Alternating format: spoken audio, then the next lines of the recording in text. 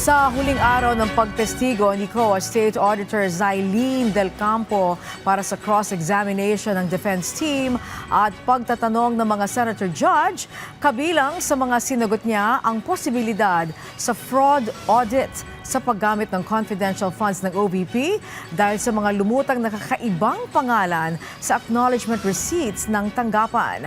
Ang mga naging kaganapan dyan, balikan natin sa sentro ng balita ni Bernard Ferrer. Yung sa fraud audit po kasi pinag-aaral, yung possibility po pinag-aaralan pa kasi kung... Yan ang naging sagot ni COA ICFAO State Auditor Zylene Del Campo sa tanong ni Senator Judge Bam Aquino kaugnay ng posibleng fraud audit sa paggamit ng confidential funds ng Office of the Vice President o OVP. Kasunod ito ng paglitaw ng mga kakaibang pangalan sa mga isinumiting acknowledgement receipts o AR ng OVP bilang patunay sa paggamit ng confidential funds. Ilan sa mga pangalang lumitaw sa mga AR ay sina Mary Grace Piatos, Andy Lim, Beverly Claire Pampano, Miggy Mengo at iba pa. Kung magpo-fraud audit po, this is the first time, and yung documents po, yung transactions involving the OVP and DepEd po contains voluminous documents na with sensitive information na pag naibigay po sa ibang opisina, baka po magiging exposed siya. Okay, so ulitin ko so hindi kayo nag-trigger ng investigation of fraud or nag-trigger kayo? Wala pa po, pinag-aaralan pa po with the chairperson. Okay, let me ask about what is fraud, no? Ano yung fraudulent? Yung paggamit ba ng alias ay fraudulent? Ito ba'y bawal or illegal? Doon po sa joint circular, silent po kasi ang joint circular as to the use of alias po. Pero ang binabantayan po dito is dapat na ibigay po ito sa totoong tao at nagamit sa tamang confidential expenses. So thank you for that. So kung nagamit to sa talagang nakalagay doon, hindi ito fraudulent. Pero kung ito'y hindi naman nagamit doon sa nakalagay at kunyari nabulsa lang, fraudulent yon. Correct, no? Opo, tama Okay. po. Tinanong naman ni Senator Judge Rizon Tiveros Del Campo kung regular or irregular at legal o illegal ang paggamit ng OVP sa kanilang confidential funds. Dati po, tinawag ng land bank managers na unusual yung pag-encash ng milyong-milyong pisong, daan-daang milyong piso ng OVP at saka ng DepEd sa tigi-isang araw. Sa audit po ninyo, meron po ba kayong nakitang illegal, improper, o irregular sa paggamit at sa pag-liquidate ng perang iyan? Irregular po yung paggamit nila kasi po hindi po ito compliant with the joint circular. Irregular dahil Hindi po naging compliant with the paano joint. hindi naging compliant? Dahil po ngayon sa payment of rewards, we're not supported with documents evidencing success. And yun nga po, hindi nila na-provide yung additional documents necessary para ma-ascertain yung purchase of supplies and medical and food aid. At saka po, meron din kaming naging findings sa disbursement, ay sa reimbursement po. Ganito rin ang naging tanong ni Senator Judge Francis Kiko Pangilinan, lalo't hindi naisumite ng OVP ang ilan sa mga kinakailangang dokumento gaya ng official receipts o sales invoices para mapatunayang wasto ang paggamit ng confidential funds.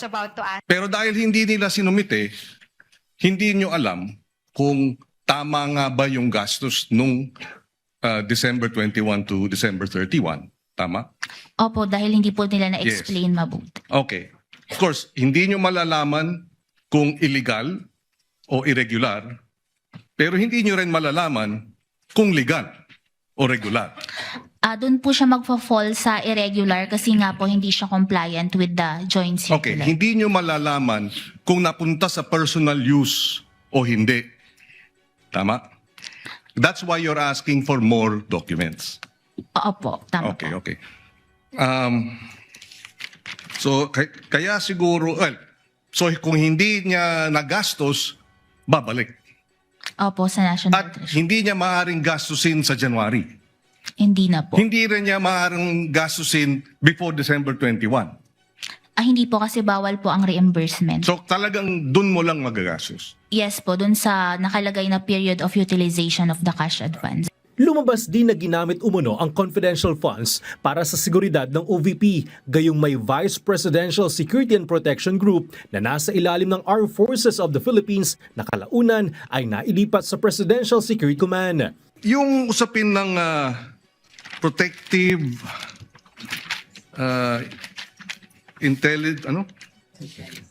intelligence operations. Okay. Dati wala namang confidential funds ang OVP, tama? I mean, Opo, magmula na nag-start po ako sa ICFAO. pero dati meron ng protective services ang OVP. Sa pagkakaalam ko po, walang yung under the PSG po ata sila. Yes. So, yung gastos para sa security, dati sa PSG.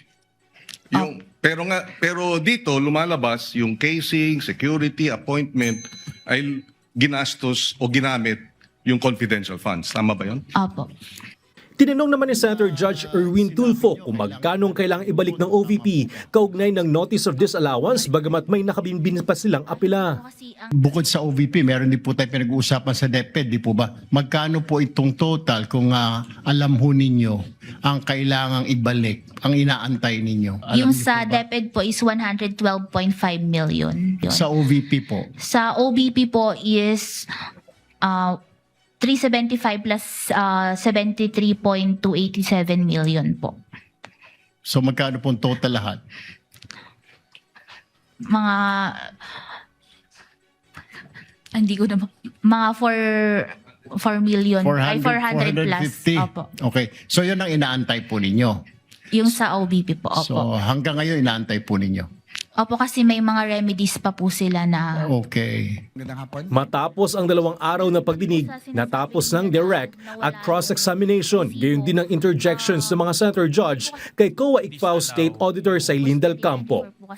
Bernard Ferrer para sa Bayan.